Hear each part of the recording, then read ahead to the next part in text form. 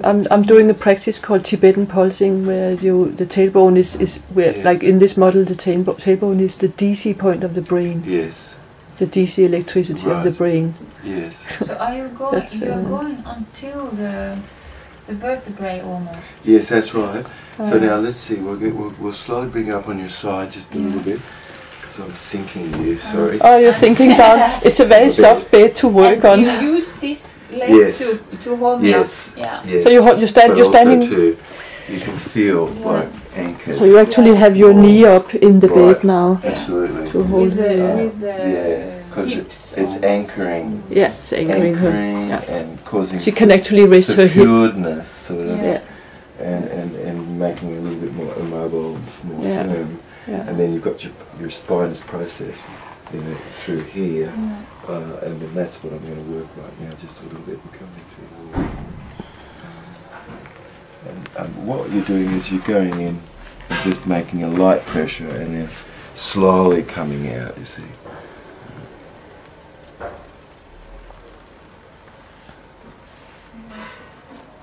So you're just under the rib cage there. Right. Yeah.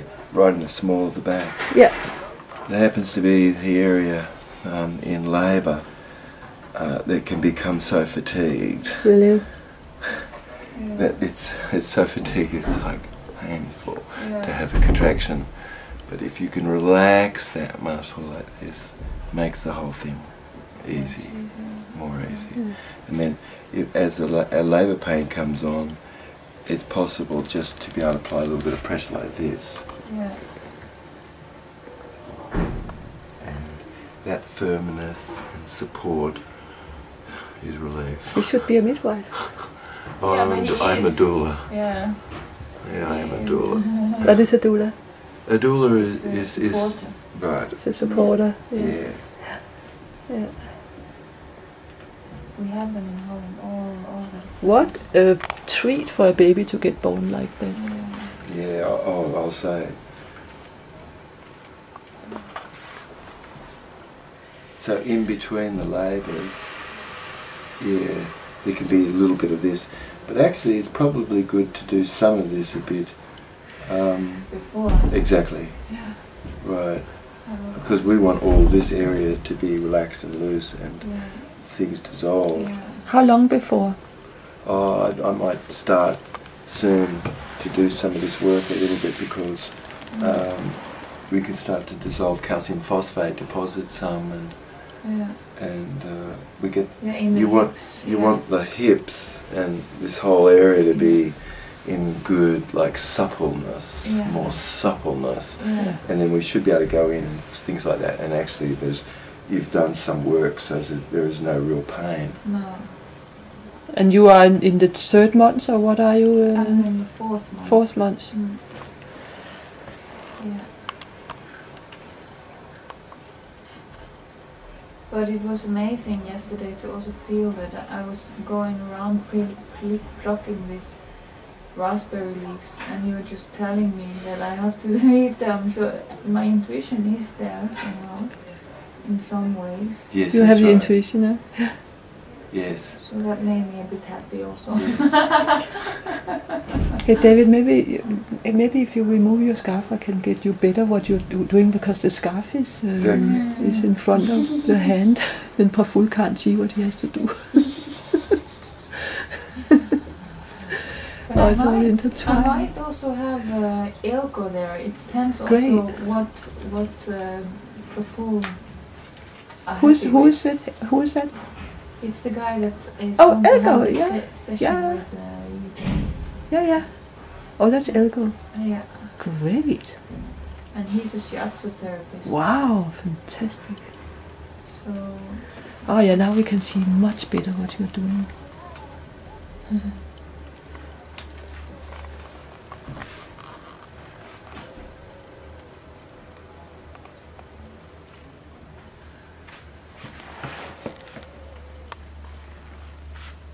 And when I have a contraction, I breathe while you are pressing down, or how is that?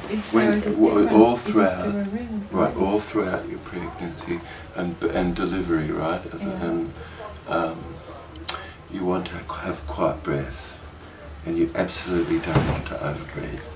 You definitely don't want to go. No, okay. You have to go through the nose.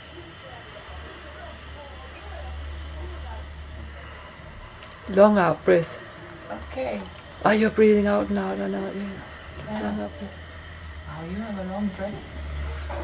you have to really do it to get to quiet breath. And do you take it in by the nose or? Yeah, you should. Yes, you should really always and absolutely, because your tubernucles of your nose is all necessary for actually ionization for the brain, but which won't happen if you do it through the mouth.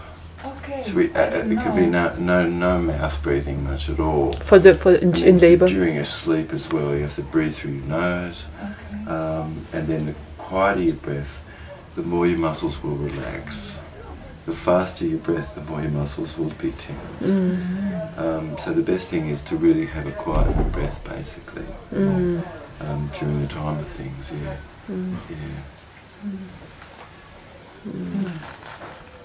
Just do one more pass here, and you can.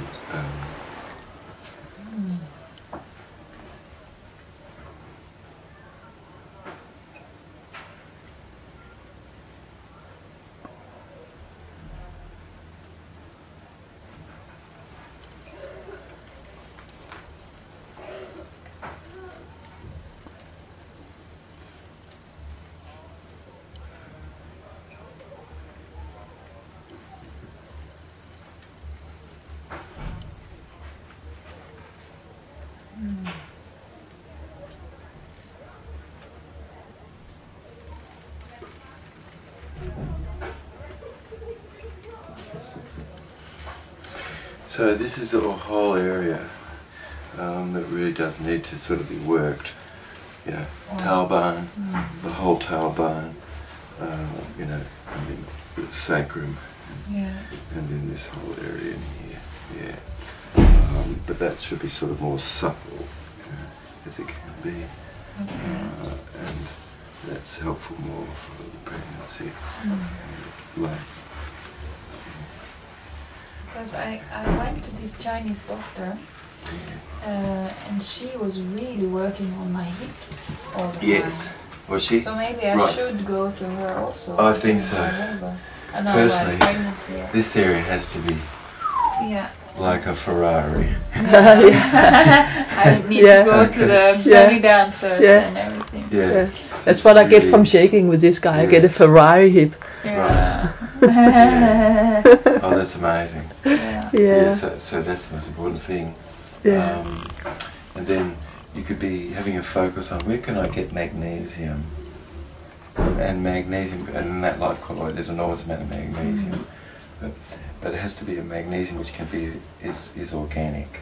It has to be complex with a protein colloidal chaperone, not like magnesium stearate, which is magnesium mined from the ground and it's shook up with a bit of orange juice, and then dehydrated down. It's like magnesium, magnesium citrate and things. Because that was also one question I had, because I have these pills that I got from a friend of mine that has to do with pregnancy, vitamins and minerals and so on. But they are capsules, and I don't know if they are really good for me. No, I'm positive it couldn't be. But what about magnesium, foliums? It's better to start to do a delicious arame. You know, we just been talking. I was just passing your recipe on to the arame. Succulent sesame salad. Lord, search of the world to get hijiki, because that's the most culinary one. What do you mean when you say succulent seaweed? Oh, succulent. Yeah, what do you mean when it's succulent? Oh, succulent is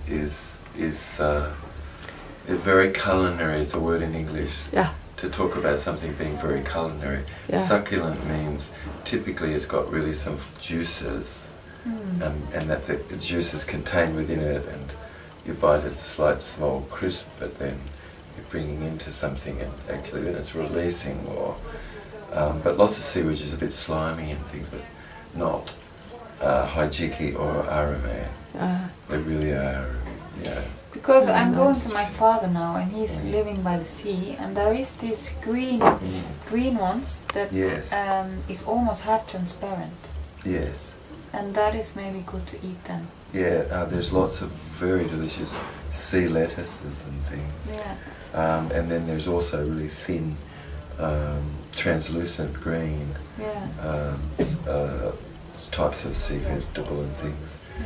But I'd be learning as much as I can about sea vegetable. Yeah. And I'd be really doing that, because you're not going to get magnesium and anything else much. So seafood is great for magnesium. Yeah. You can basically eat any vegetable in the sea, can't you? You can basically eat anything we that have grows. to make sure that it's going to be able to be digested. Yeah. Because a lot there may not quite be able to be digested by our body. Okay. But it could be prepared in a way to make it better. Yeah. But then some sea vegetables absolutely easier for us to digest, and we can easily, get the benefit of it. Yeah. So basically, I don't know which one to pick. I think that you're going to be, well, yes, you can. You could be walking along the beach, and anything that's washed up just a bit, you could just have a taste to see, because some things will taste delicious, quite amazing, quite fairly neutral, and other things will have much more bitter sort of taste. Yeah. So not the bitter ones. No. But I can walk along a coast, a sea coast, and just forage from sea vegetable and things. You ever tasted the sea cabbage, the beach cabbage? Yes. Isn't it delicious? Yes, aren't they? Yeah. That's right. So nice. Yeah. There's such a variety of vegetables from the sea. Anyway, you've got to look for hajiki. That's hajiki. Or arame is okay. Yeah. Hajiki is like outrageous. But I know you can get arame. That's easy to get. Very easy. Tend to be cheaper. Hajiki is a bit more expensive, but it's very, very common.